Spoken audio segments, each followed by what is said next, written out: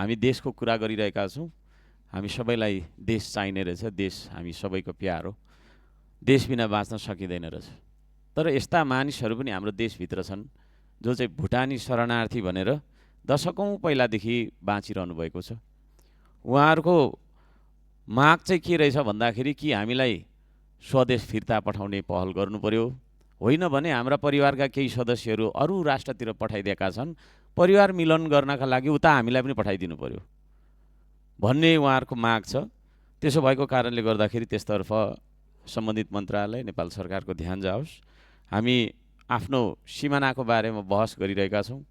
हामी आफ्नो देश छ, हाम्रो जस्तै भए पनि, सानै भए पनि, ठुलै भए पनि हाम्रो देश छ। त्यसले गर्दाखेरि हामी सगौरव बाँचिरहेका छौँ। तर त्यस्ता मानिसहरू जो चाहिँ आफ्नो राष्ट्रदेखि, आफ्नो देशदेखि विभिन्न खण्डमा विभिन्न कारणवश आफ्नो देशलाई छोडेर शरणार्थीको रूपमा चाहिँ बाँच्न बाध्य छन्, ती मानिसहरूको लागि पनि हामीले सोच्नुपर्छ भन्ने ध्यानाकर्षण गराउन चाहन्छु। र अर्को कुरा चाहिँ अब हामीले यो रक्षा मन्त्रालय अन्तर्गतको पनि छलफल यहाँ गर्ने, प्रश्नोत्तर गर्ने भन्ने कुरा छ। रक्षा मन्त्रीज्यू आउनुभएको छ जस्तो मलाई लागेको छैन, उहाँलाई पनि बोलाइयोस् भन्ने माग म राख्न चाहन्छु। र त्यो भन्दा पनि अर्को ठुलो तपाईँको छैन के अरे आपत्तिको विषय चाहिँ के छ भने यो रक्षा मन्त्रालय अन्तर्गतको खर्च किताब, त्यो बजेट बुक हामीलाई अझैसम्म प्राप्त भएन।